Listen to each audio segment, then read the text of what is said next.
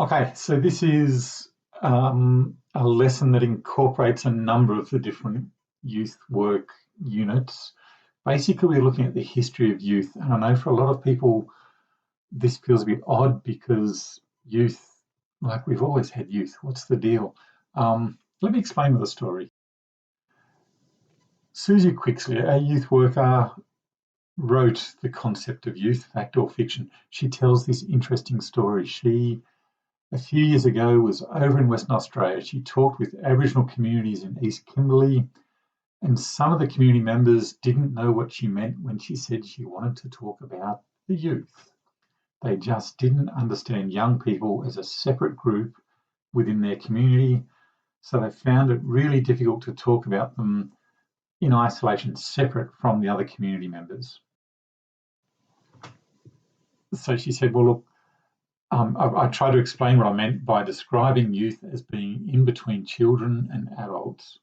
And they said that people as children were children before they went through the business, before they went through the initiation, and then they were adults after that.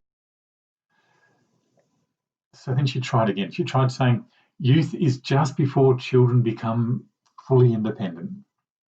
And that didn't help either, because to them, the thought of people being able to exist on their own didn't make any sense. Everybody was an interdependent part of the whole community. It didn't matter what age they were part of the whole.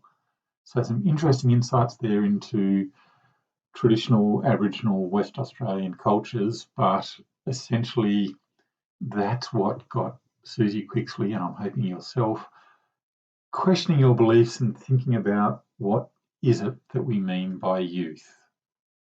And if we look at a lot of other Indigenous and traditional cultures, we'll see something similar. There isn't what we call this 10-year period.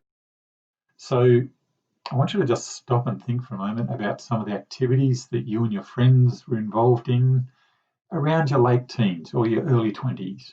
So during that phase that we still talk about as youth, and think, is there things you were doing then that you wouldn't have been allowed to be involved in when you were 14? Or perhaps that you couldn't have been, but let's look at what you wouldn't have been allowed to. Do you think it's possible in a differently constructed society to the one that you're currently living in that you could have been involved in those activities when you were 14? So there's a difference there between those you were allowed to be involved in and those that but were still capable of, and those that you could have been in a differently constructed society.